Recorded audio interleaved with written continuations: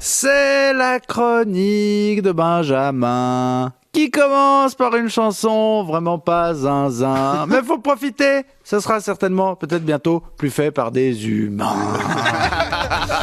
Ah voilà, on y arrive. L'intelligence artificielle commence à devenir très balèze. On l'a vu la semaine passée avec des milliers d'images générées par ChatGPT, notamment dans le style des mangas de Miyazaki du studio Ghibli. La planète se réchauffe, les extrêmes se renforcent, les féminicides repartent à la hausse, bref, l'humanité est au fond du bac, puis nous on est là. T'as vu? C'est un manga de Miyazaki. Mais ouais, on a vu. En tout cas, moi j'ai vu et j'en tire les leçons qui s'imposent. Si on peut imiter le travail du boss de fin des mangas, on va bientôt pouvoir imiter mon travail. Ah bah déjà, je suis pas le boss de fin de grand chose. Puis bon, les mangas, c'est quand même plus dur à faire que les blagues, hein. La preuve. Les manguistes. Ils ont pas le temps de sortir une feuille et un pinceau que moi j'ai déjà eu le temps de faire rire les gens. Regardez, tirez mon doigt. Ouais, ça c'est un humour qui sera facile à reproduire en IA. Hein. Surtout si c'est chat GPT. J'adore l'humour. Non, mais c'est fou de constater à quel point les humains, on est intelligents pour développer des nouvelles technologies, mais on est débiles quand il s'agit de les utiliser. ChatGPT, sur le papier, c'est génial. On pourrait créer plein de trucs incroyables avec. Il pourrait générer une feuille de route pour arrêter les guerres et résoudre la crise écologique avec un arbitrage des choix qui serait acceptable par les progressistes et les conservateurs. Mais non, à la place... T'as vu, c'est un manga de Miyazaki. On est passé de Totoro à Totobé, hein.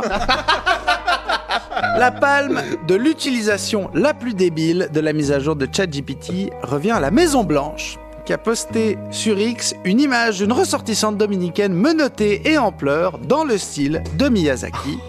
Totobé, je vous dis. Hein. Moi, je pense que tout ça, ça doit dissuader des chercheurs de créer des nouveaux trucs. Mais si ça se trouve, il y a déjà quelqu'un qui a inventé l'aspirateur à CO2. Mais il n'ose pas le sortir. On sera encore capable de foutre nos bites dedans.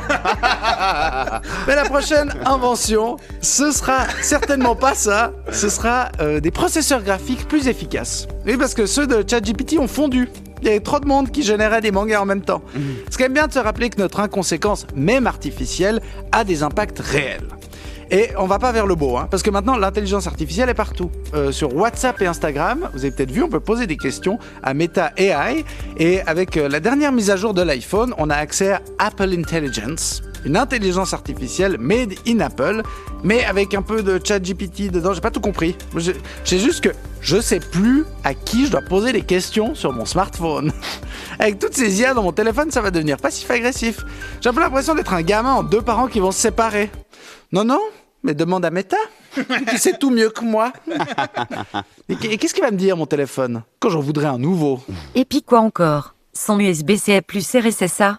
En fait, le gros problème de l'intelligence artificielle d'Apple, c'est que c'est un peu la seule innovation depuis 2 ans et la révolution dite de changer la prise.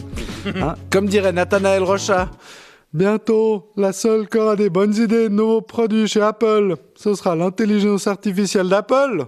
Ouh. Ouais, c'est mon côté ChatGPT, j'arrive à faire des trucs dans le style de... Alors, je critique, hein, mais j'ai testé l'IA d'Apple. Et je vais vous en parler un peu, bah oui, histoire de quand même rentabiliser ces 3 heures passées hier à pas écrire ma chronique.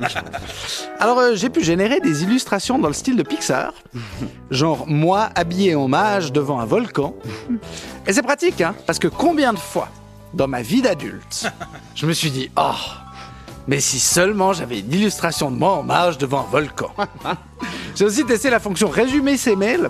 Mais comme j'avais pas de messages non lus, j'ai résumé des mails que j'avais déjà lus. Ah, vraiment, ça aide pour la productivité. Sinon, j'aurais pu aussi créer des emojis. Putain, mais qu'est-ce que tu veux inventer d'autre que ce qu'il y a déjà?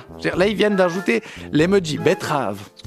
Je crois qu'on a gentiment fait le tour. Hein, véridique, les nouveaux emojis, c'est harpe, betterave et empreinte digitale. Mais c'est tellement n'importe quoi. On dirait des parfums de puff.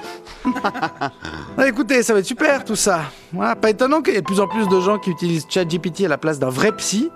Hein, ce qui, si vous me demandez mon avis, serait un critère tout à fait valable pour aller voir un vrai psy. Mais qu'est-ce que j'en sais? Moi, je suis qu'un humain, après tout. Un humain qui risque de se retrouver dans un monde où il y aura bientôt plus grand-chose d'autre que l'IA. Bah oui, vous vous doutez bien que si ça fait fondre des cartes graphiques, ça fait pas pousser des arbres, cette merde. Hein. Donc on aura peut-être bientôt plus de légumes. Mais on aura des emojis betteraves pour se rappeler à quoi ça ressemblait. Ah, et de toute façon, c'est pas grave, parce que la fin du monde, ce sera vraiment très beau en manga de Miyazaki. Quelle indignité. Je suis pas venue ici pour souffrir, ok?